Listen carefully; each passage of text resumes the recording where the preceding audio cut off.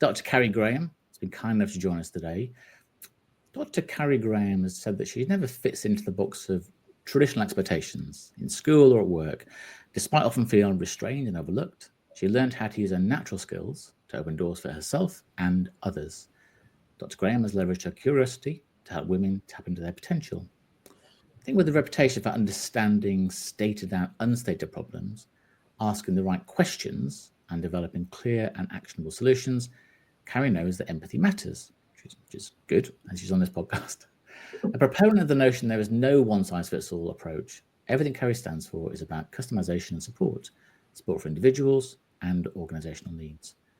So welcome once more to Empathy Unbound, and as you might have guessed, our very welcome guest today is Dr. Carrie Graham.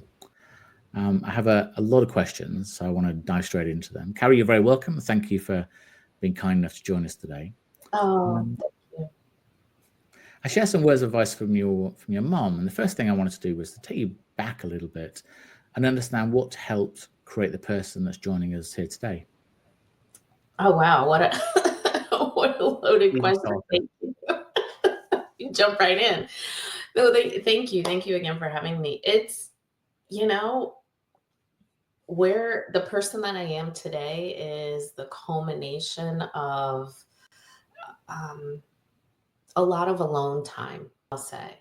A lot of moments of being alone, whether it was being an only child until I was 13. I have a beautiful, incredibly smart sister. But I spent the first 13 years of my life an only child. And so that provided quite a bit of alone time. Also being unique in that the only African American in a lot of my educational settings, there was some level of isolation there. Traveling alone, a lot of alone time. And I don't view it as bad. I enjoy my own company. And so it's provided me a chance to be reflective. And for me, when I'm able to be reflective is when I am in a position to offer more empathy to others. Yeah. It's really interesting. There's a lot of research that shows that one of the things teenagers, young adults today can't handle is being alone. There was a recent experiment where there's sort of 18, 19-year-olds, college students, were put in a room without their smartphone and said they'd be there for half an hour. Nothing else in the room apart from a button in the middle of the desk. And they said, if you press the button, it'll give you an electric shock. So just test it once. So they tested it. It's quite mild. They knew what it did. And throughout the experiment, 85% of them pressed it again, just so they could feel something, because they couldn't stand the sensation of just being alone with their thoughts, which is crazy, isn't it? You're so used to being connected to everything all the time. Being alone with your thoughts is something you try and push against. But yeah. I have to say that is not an experience that I want. I would rather be alone with my thoughts than to experience any type of shock or any type of pain. Same.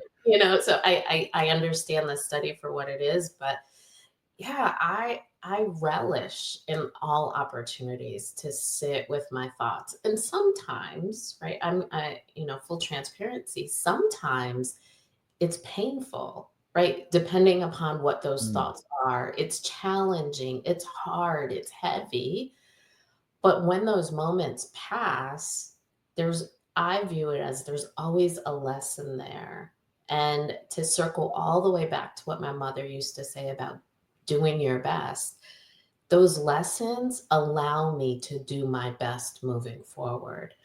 And so, no, I don't always like it when it's hard or when it's heavy.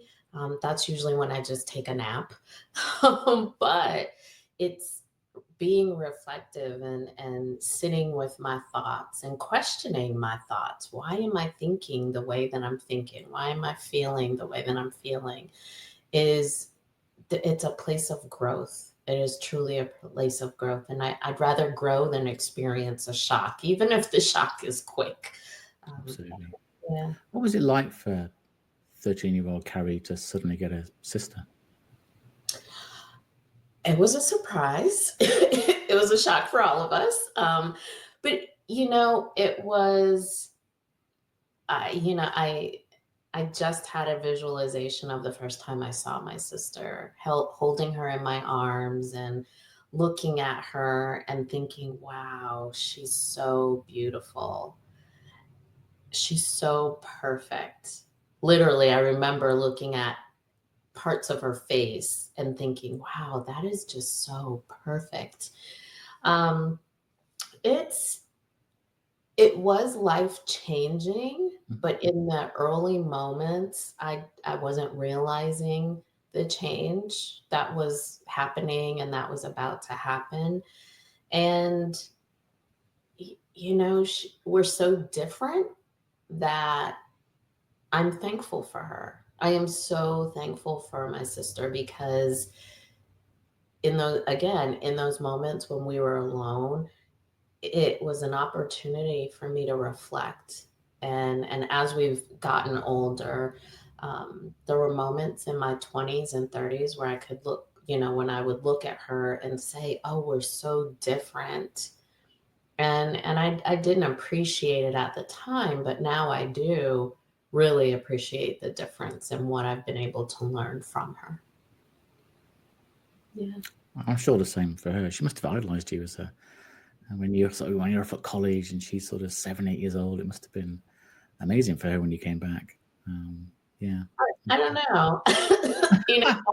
I honestly, I don't know because it's, so much happens in a generation and we literally are a generation apart. And, in my fantasies, I'd like to think that, but I really don't. I'd have to ask her. I really don't know because there is uh, a difference in how we think, right? Across generations, and while there's some levels of frustration in having relationships with people who are generations older and generations younger, there's also a lot to learn. But I think it requires us getting beyond ourselves and to your point, like to what this podcast is about, being empathetic and recognizing that another generation has its own ecosystem and its own plight. And who are we to criticize, right? We can, like, we're all a bit judgmental, but to criticize those other generations is it makes my heart heavy and quite frankly, it makes me want to repent in this moment, right? Like, as I'm saying this, like, yeah, I have been critical of of other generations, but the truth of the matter is that it's really simply it's different, and it's simply an opportunity to understand and to learn.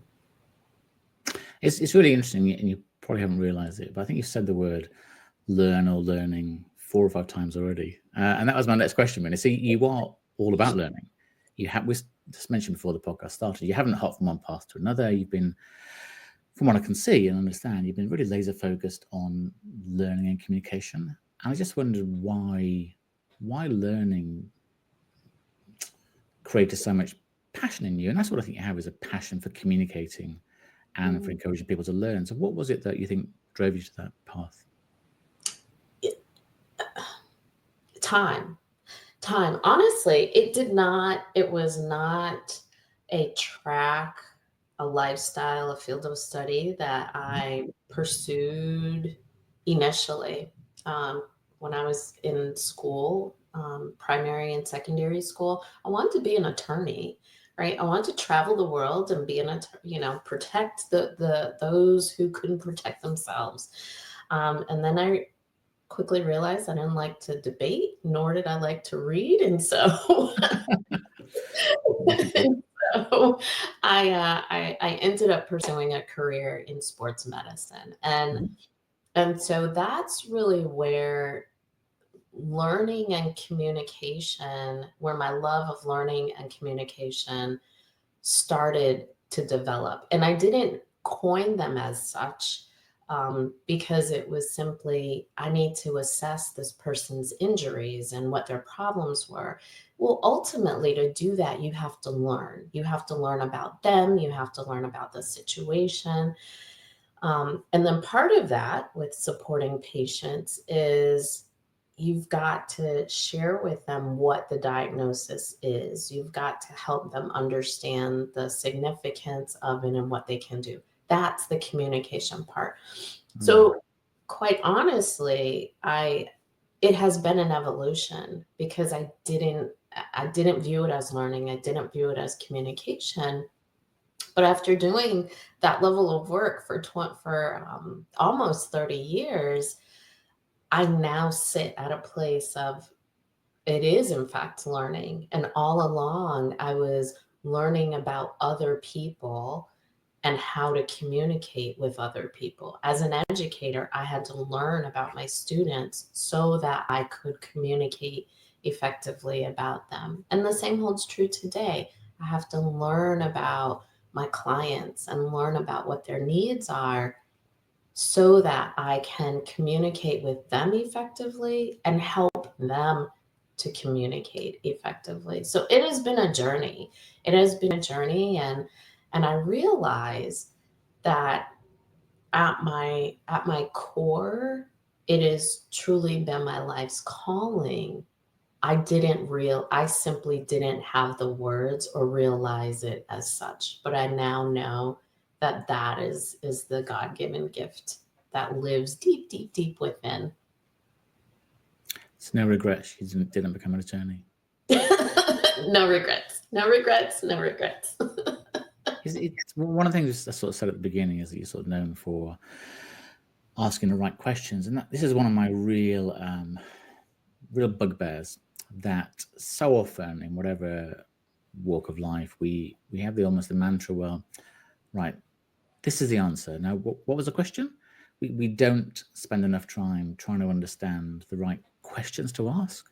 And I think maybe it's human psyche that we want to give an answer. We want to provide help as quickly as possible. But you're talking about with athletes and things, unless you're really understanding the right questions to ask, yes, you can diagnose the actual physical side of it, but what's led to that? Is it too much training? Is it an injury? What is it? Is there something going on in their external life? What's the holistic view?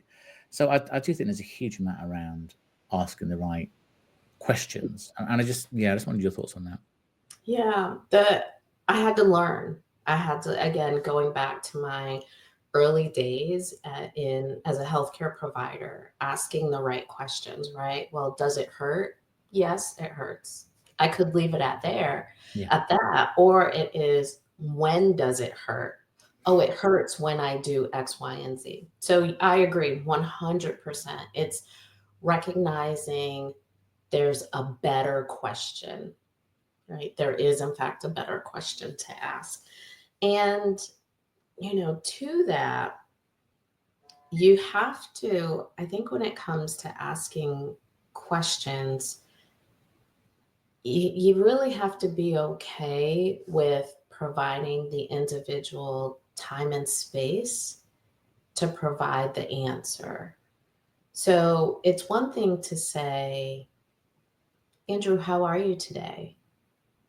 Right? With a quick response. Oh, I'm fine today. Well, a great follow-up question is, well, what makes today great for you? Or why is today a great question? And providing time and space to allow the other individual to go in whatever direction they want in their response.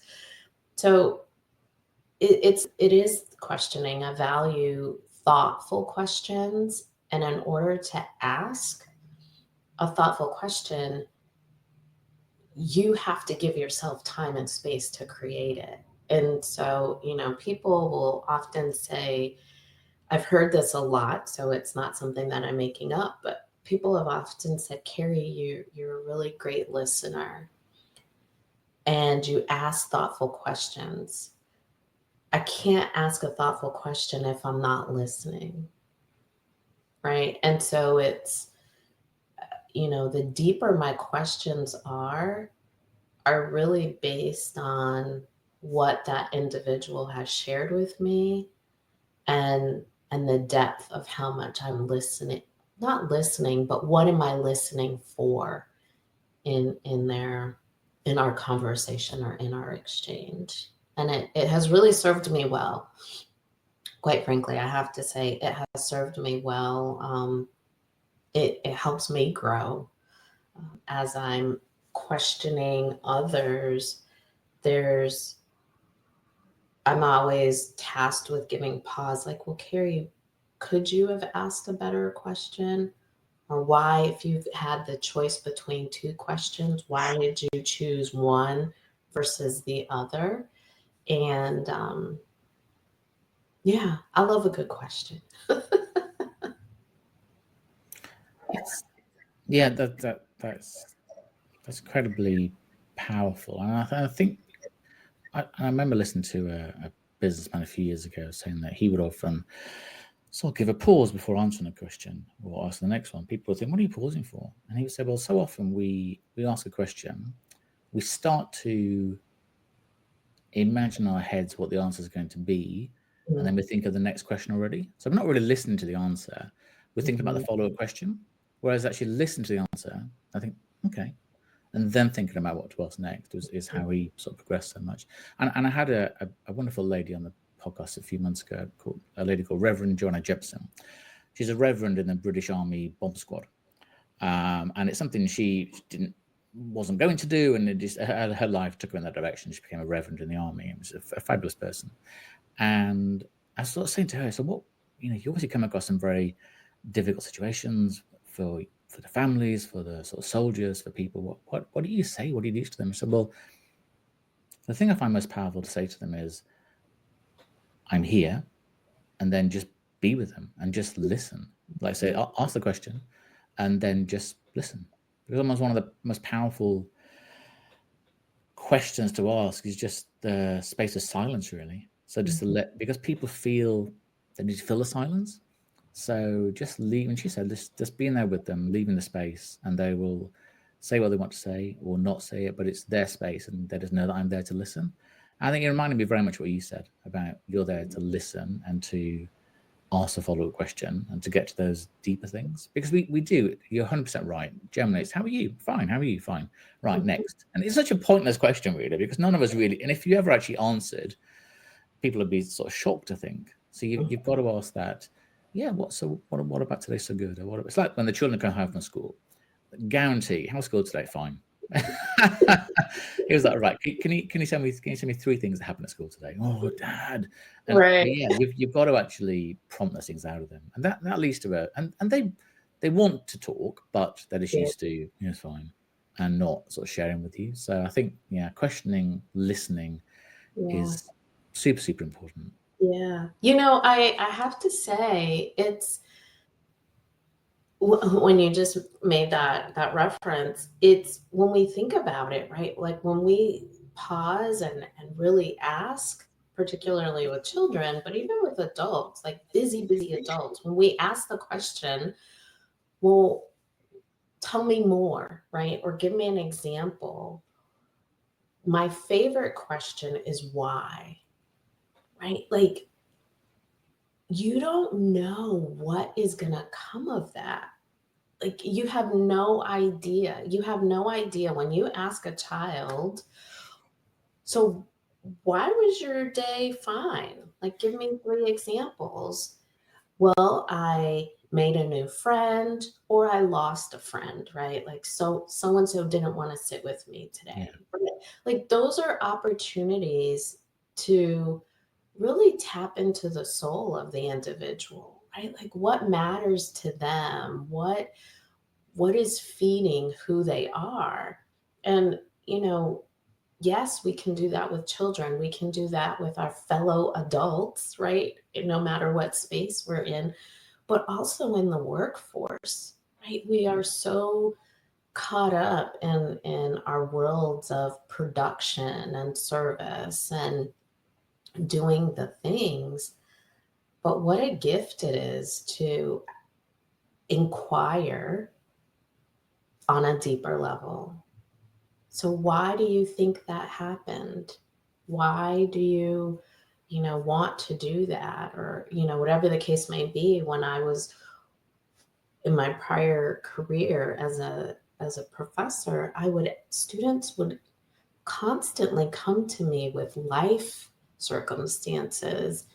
And for years, I didn't understand why that was. And then I realized I really wasn't attempting to solve their problems, but rather I would ask the deep but short question, why? Why do you think that? Why is that? Why did that happen? And give to your, as your previous guest mentioned, give them space, give people space to think it through, to understand, to feel, to problem solve, to whatever it is that they need. It has in the last 10 years, it has been the number one question um, that I've used, and it consistently, the answers that I get blow my mind when I simply ask, well, why is that? And it's interesting because as professor, as a leader, as a manager, as a leader, we're sort of almost programmed, or we think we're expected to come up with the answers. Mm-hmm. And I found the same. My last sort of corporate role, I had a couple hundred people that were in my team and sort of reporting into me and stuff. And I think the same thing. And actually, I was challenged by senior managers for why I was so transparent or so vulnerable with their team. And I said, well, because I found that the people I talk to, they know the answers. They don't need me to give them the answer. What they need is almost a space to allow them to explore the answers out loud in a way, so that they know what they're saying. I'm not trying to test them. I'm not trying to quiz them. It's not a demand, right? You must know the answer. It's right. Exactly as you said. Well, but so why do you think that? So how might that have been different? And you can see all the things line up in their heads. Oh, right, yeah, and it's there all along. Yep. But so often we say, right, so here's what you need to do. Bang, bang, bang, and it may be the wrong thing, maybe the right thing, but it doesn't matter. It doesn't give them. It doesn't help them learn how to process information for themselves, because we both got the same. They probably got more knowledge than I have, more information than I have. They're specialists. Yeah. And me coming in and saying, right, here's what to do, following a template is wrong. It's helping them, as you say, helping them learn, develop skills to process the information for themselves. That's what we need to do as guides, as mentors, as leaders, I think. So no, 100% agree with what you're saying about those follow-up questions. It's never enough one question. No. And even in that instance, it's when we think like watching, because you're right, you can literally watch someone process information, but there's always, not always, but usually there's a point where they process through and they're like, oh yeah, I do know the answer to this, and I have the confidence to do it. Or there's a very distinct place where people get stuck. And even if and I have like pushed, like, oh, I think it's in there. Well, why do you think you're getting stuck? Sometimes they just don't have the information, or it's a new foreign skill set, whatever the case may be. And that's where I realized, okay, now I can help them. Now I can provide them with insight that they truly do not have on their own. And this will help them. So it's the allowing people to process information on their own and in ways that cognitively make sense to them. That's the genius of it. I really believe. And one of the things I've talked with a lot of people about on the podcast is the power of storytelling when trying to communicate a message or trying to get across a learning experience. And I just wondered what your experience or thoughts were around storytelling. Yeah. So I have two views of storytelling. One is it is an opportunity to keep the past alive, right? So it's an opportunity for us to communicate the past It's a historical repository, so to speak. So that's one thing. But I also view storytelling as an opportunity to learn, right? So instead of saying, I want you to do X, Y, and Z, right? I've used this in the previously. Well, let me tell you a story about such and such. Very similar to you, but here's what they did. Mm-hmm. And this is what happened, right? So it's instead of, and I use that because the story serves as a bridge, right? Particularly in difficult situations. So instead of it appearing as if I'm reprimanding someone or I'm being critical of someone, the person that I'm speaking to, it becomes, I'm going to put it in the story. And so, oh yeah, I can, the other person says, oh yeah, I can see myself in that story. And wow, the person in the story made a mistake. I can see I'm also making that very same mistake. Let me make the correction. Right. So it's, it's like you tell children, the little boy that cried wolf, right? Like that's a perfect story, right? Like it's the story that a child can see themselves in. We don't tell that story to adults for a good reason. We tell it to children as a lesson and opportunity. It's very interesting. My wife's Australian. So I've been over there lots of times and sort of learned a little bit about Australia and history and things. And one of the powerful things I've always found from Indigenous Australians is their whole history is stories. All the stories are passed down from mother to daughter, father to son, and just passed down through the generations. They're not documented. I'm sure many of them are written down now, but generally it's everything they talk about is a story, that they believe that the earth and the plants and the trees and everything are all connected and they've all got spirits, and whether you believe any of that or not, it's more about the fact that story keeps getting passed down through time. And I think, as you said, if we don't have those stories, yes, we now have digital repositories. Everything we've ever said online is always going to be there and things, but that's different. It's different about the stories my grandfathers could tell about when they were both coal mining, or the stories my grandma could tell about waiting for them to come home, and when the bell rang and say there was an accident down the mine, how she felt and things. Just those, Right. Yeah, those stories do make you feel something very, very different than reading it in a book or being told something as fact as opposed to that story around it. And I 100% believe there's something very unique about stories and how they come across and how they're received by people that we perhaps don't realize as much as we should do. Yeah, absolutely. And I love a good story. I was driving. I spent a lot of time in the car driving recently, and I like to listen to comedians, like stations that have comedians. And I recently realized there are two types of comedians. There are the comedians that tell jokes, and there's the comedian that tells a story. And I have realized that it's the storytellers that I love to, like, I can listen to the same comedian repeatedly, and it's because of the story that they're telling, as opposed to a comedian that's simply telling a series of jokes. So there's a lot that can be packed into a story that I think allows it to be so useful and beautiful. And there are some stories that are hard to hear. And that is, again, it's a great place to learn lessons, to be compassionate, to extend empathy to others, and grace and love to oneself. It's in those hard, difficult, moving stories as well.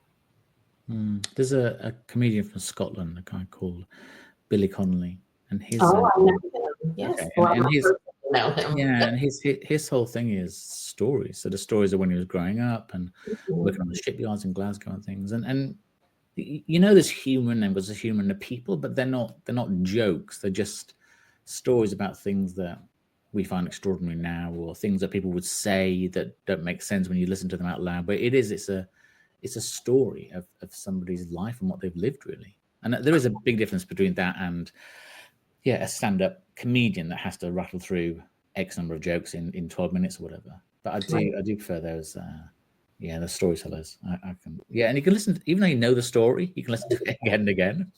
I know this story. I know what's gonna happen, but it's Right. it's still fun. But and even to that, it's the way, like, if we tease out a comedian's, so there's, I think, one particular comedian in this part of the story, I think, lends itself.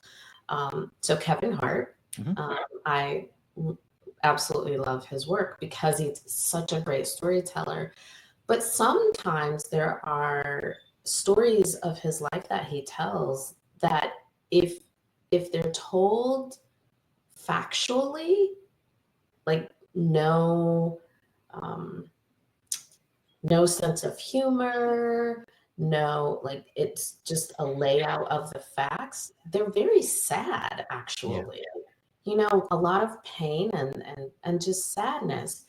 But it's the individual's ability to choose to see the lighter side, to choose to see the comedy and the humor, not the comedy, but the humor in the human experience, and then the choice to share that, right? Like, those are very intentional choices that we get to make as human beings, right? Like, the day that, I'll just tell on myself, the day that I was walking outside in front of my house and I just fell, right? Like, I scraped my knee and I was embarrassed. I don't know if anyone saw me, but I just fell. Like, factually, there's nothing funny about that.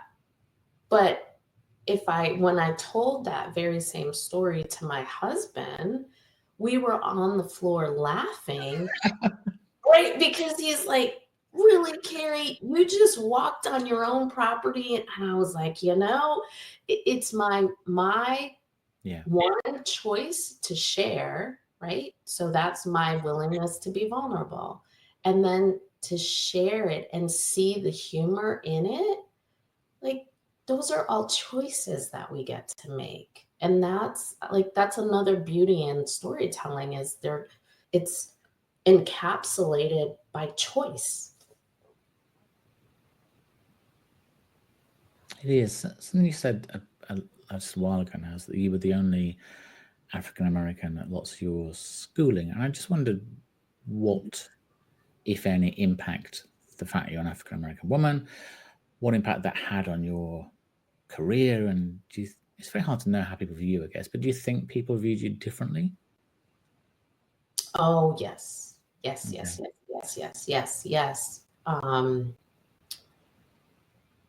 I would say early on, it was very isolating, incredibly isolating. And, I'll share this. I was not the strongest student, right? I was a very average student and I had to work at that. And so it was isolating. It was very isolating, academically, and I didn't have access to the resources that, let me back up. I didn't have access to social capital, what I now recognize as social capital, that could have, turn or move the needle for me. But once I started to recognize me being the only one is how it's going to be, because of this path that I chose, sports medicine, it is what it is. I can fall victim to it, or I can attempt to figure it out. And what I did was, for many, many years, I was able to fly under the radar. These are my words and how I chose to view it, is no one's paying attention to me oftentimes. So I'm going to view it to fly under the radar and quietly make mistakes. But as I have successes, they are my own, right? The successes are my own. And so there was a lot of time of growing and reflecting in isolation. But what that did was it taught me a lot of skills, a lot of life skills and life lessons that I needed to enter the world of elite athletes, a field that is predominated by men, white men who at the time were older than me. And so it was, okay, me being able to self-soothe when things didn't go well, my ability to take care of myself, my ability to identify safe spaces, right? So I've spent the day traveling, or the weekend traveling and working in these unforgiving environments. What do I need to do? I need to find time to spend with my family, right? It's a safe space. And my family lived in other parts of the country, so it was often reserved for vacation, right? So they look like me, they understand me, they'll give me time to be quiet, and they'll also pull me out and say, let's go out and do things. So yes, I was always the only one, but there was a lot of learning in that. Sometimes it was painful and hard, and my health suffered. My mental health suffered as a result. But there came a point in my life when I had to realize, either, Carrie, these environments and this track of life and work are literally going to kill me, or take my own life, or I can recognize the importance of truly connecting with people and belief systems that ground me, that keep me safe, that allow me to flourish. And that, I wouldn't have gotten to that place had I not gone through the isolation of being the only one for so many years. I would not have, I don't know if I ever would have gotten to a place. And so now, where that has led me is, I have a very strong faith in God. I recognize the grounding and the power of my faith in all things in my life and in the life of others. I value family in a way that I valued before, but it has been since amplified. I didn't give birth to children, but when I got married a couple years ago, I was blessed with 2 adult children and 2 grandchildren that I absolutely adore, all of them.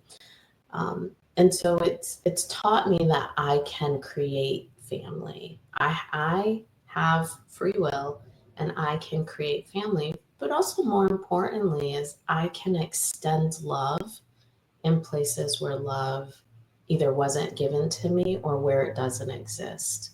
And that is a place of that I'm so proud of. I am so thankful and humbled to be that person and to be in those spaces where I can go into an executive conference room where I probably will still be the only one, but who I am going in those spaces today is vastly different. I can go in with confidence.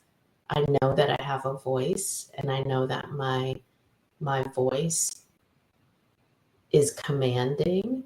Um, I don't abuse that, but I definitely use it in ways in which I know are the right thing to do. And so it has been literally a lifelong journey, of me being an African American woman in a lot of spaces that don't look like me. Mm. Thank you for sharing that. That's and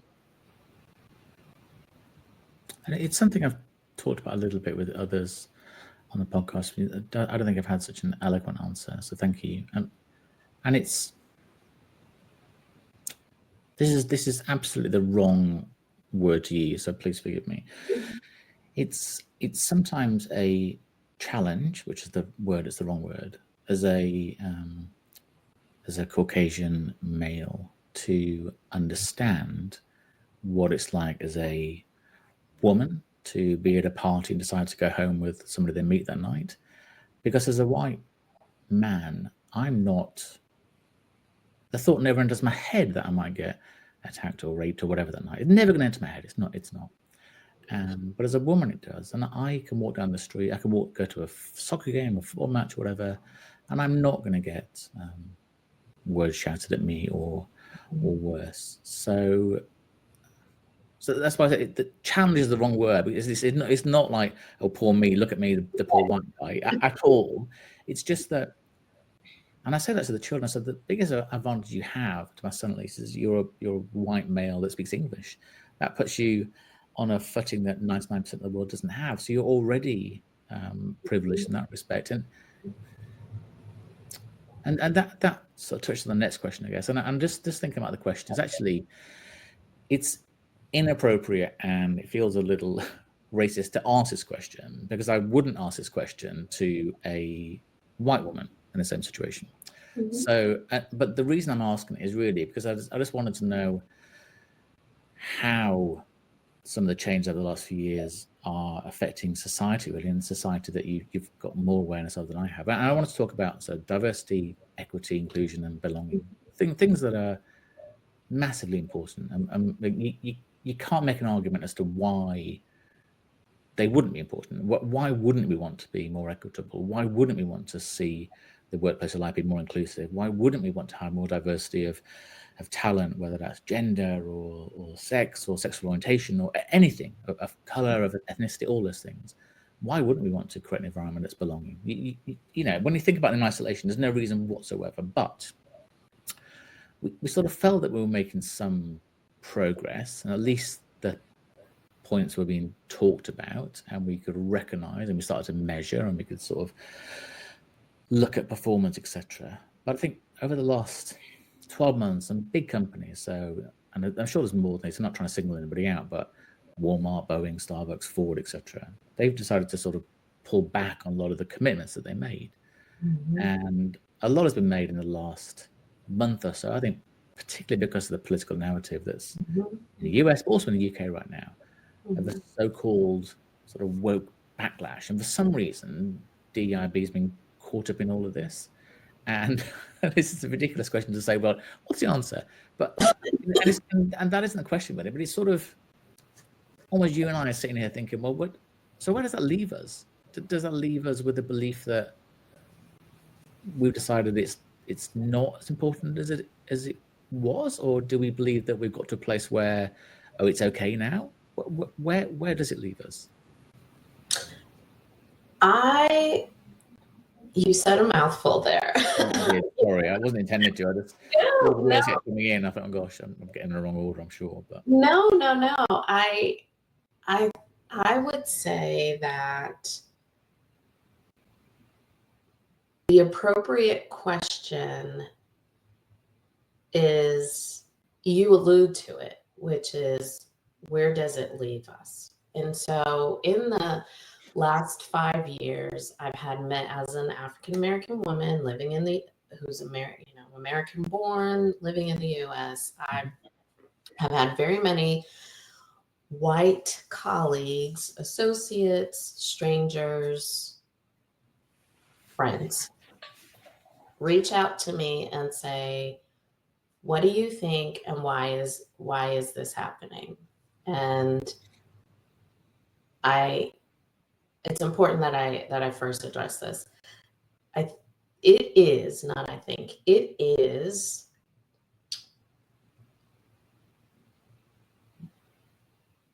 isolating, disrespectful to expect a singular individual to have the answer for a systematic ways of being. It's when it, in some instances it's selfish, in other instances it's harmful to put that level of expectation on a singular person. So I've always steered away from answering those questions, like, why do you think it's happening? There's a lot to be unpacked there. But where do I sit today? I can only comment from my own experience and my own little ecosystem in this grand world. And for me, the shift in corporate agendas, the shift in political agendas as well, has left me, instead of a place of anger and a place of sadness, which I choose not, where I choose not to sit, I have chosen to view these as opportunities. Here we are. This is what is happening. The corporations, I fly on airplanes that use Boeing jets.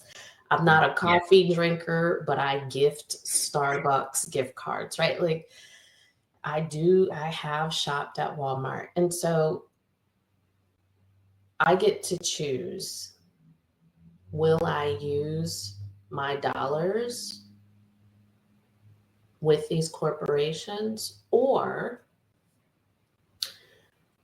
will I dig deeper inside and recognize that I can be a social justice advocate in my small world? When I watch the children get off the bus and they are not being kind to one another,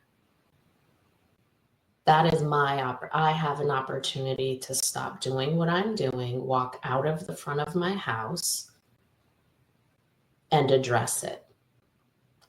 When I am asked to serve on a board or to serve a nonprofit in some capacity, instead of me quickly saying, unfortunately, my schedule doesn't allow that, I can choose to say, it is uncomfortable.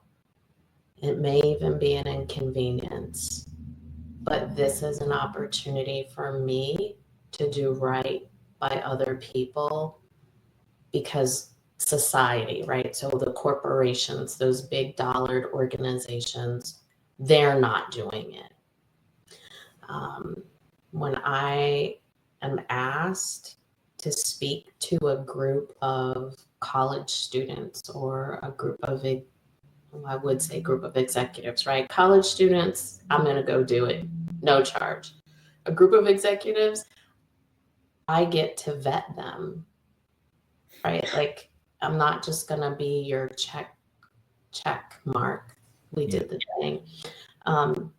But at the end of the day, yes, diversity, inclusion, equity, belonging, work, it is important. It matters. But I can do that level of social justice. I can participate in that social justice work in a different way. Mm-hmm. And in a way that matters to me. And that's how I view it.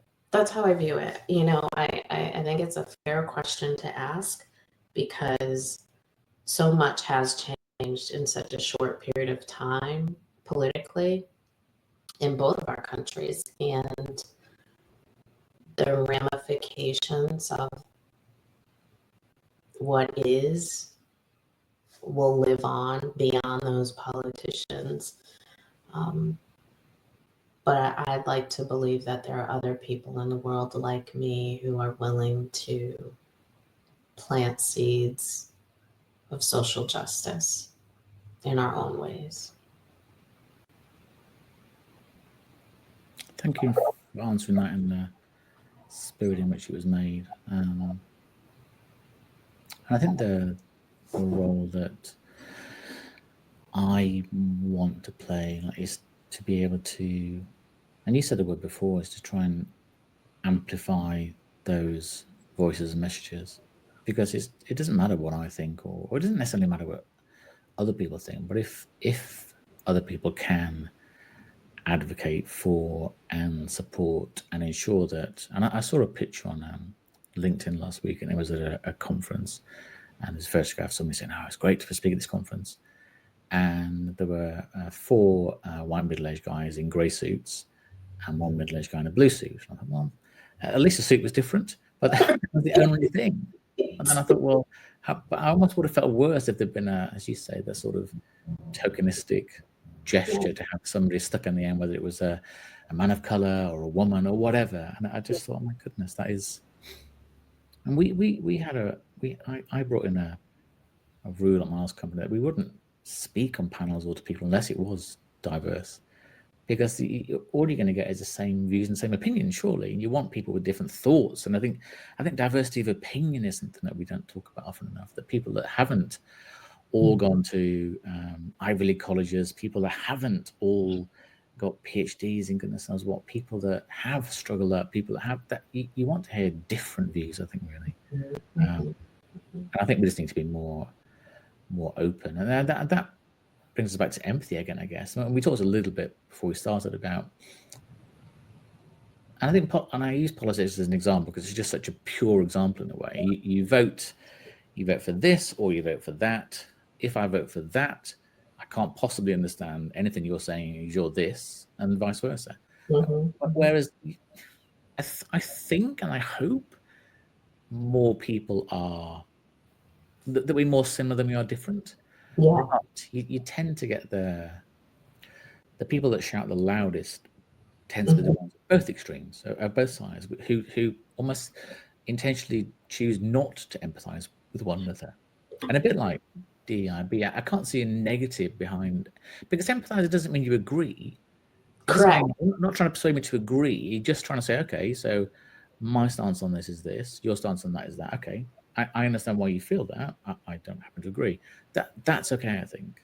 And I don't know how we can encourage more empathy. Whether people are scared of people's views, scared that they might be open to something that might change their mind. Yeah. It reminds me of, like, in college, I pursued a religion and philosophy minor. And I remember when I went home, like on a holiday, college holiday, someone asked, well, Carrie, are you going to change your your religion at that time. It was, you're going to change your religion. Like, well, no, I just want to understand. And even today, recently, I was having conversation with a good friend who is of a different belief system or faith belief. And I was leaning in, right? Like leaning, tell me more. I want to learn more about this. How is it serving you?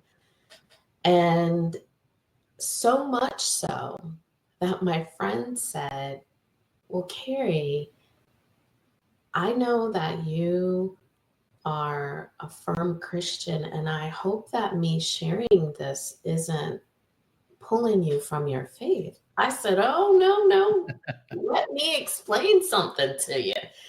Right. And we laughed about it. And I think because she cares about me, it was a fair statement for her to say. But I simply wanted to learn more, right? Like I wanted to learn more. I wanted to be challenged in not only what I believe, but why I believe it. And that's a good thing. That's a good thing. And so to your point, diversity of opinions, diversity in beliefs, they serve typically two purposes. The diversity, it either, I don't, like you said, I don't want to use the word challenge, but it either investigates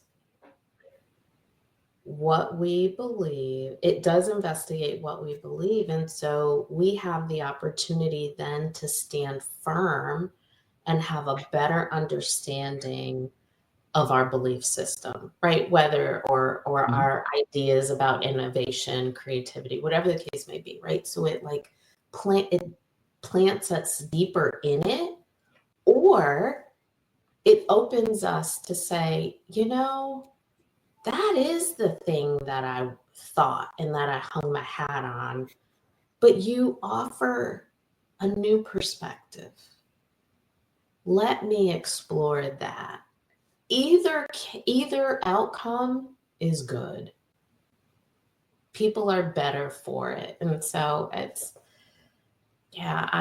believe that there is value in having diverse opinions, diverse perspectives, differences. Museums would not exist if it was not for diversity, right? We've got cubists and we've got, I don't know, romanticists. I don't know, right? My artistic days are long gone, right? The same holds true with music. We wouldn't have the vastly different genres of music if it wasn't for diversity. And what a beautiful world we live in when we have options like that. Landscaping, as I look out, I'm facing a window, and so look at the difference in trees and flowers. Those are diverse plants. And when they're taken together, they're absolutely beautiful. They are, and I think a lot of the things that trouble the world at the moment are because of a lack of understanding or lack of interest in understanding. And I'm the same as you. I'd be fascinated as to friends of ours that happen to study, sort of follow, that are Muslim or Hindu or Jainist or Buddhist, whatever. Just interesting. It doesn't affect how I feel about things. It doesn't. If my faith's not strong enough to withstand that, then why I haven't really got faith in, have I? So it's. But I want to understand. Okay, so that's how you believe. That's why you don't do this, or why we do this, or all those things. And it's just being curious, I think, is one of the most powerful things we have, really. Being curious and not judgmental. Yes. What Whitman said. I think that's the the biggest thing, isn't it? If you can be curious, if you can be respectfully curious, Yes. and then I think that's Yeah, definitely the thing.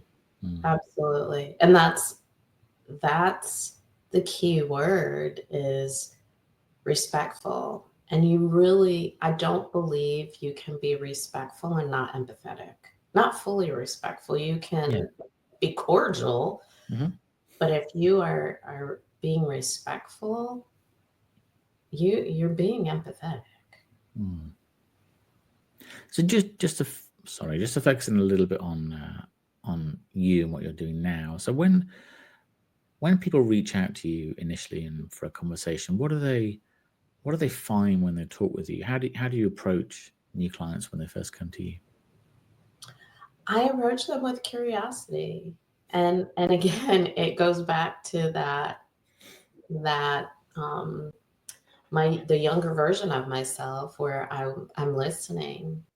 It's so what thank you. Well, first it's always a moment of honor because I know that there are so many other people and other things that people could be interacting with in that moment, but they chose me.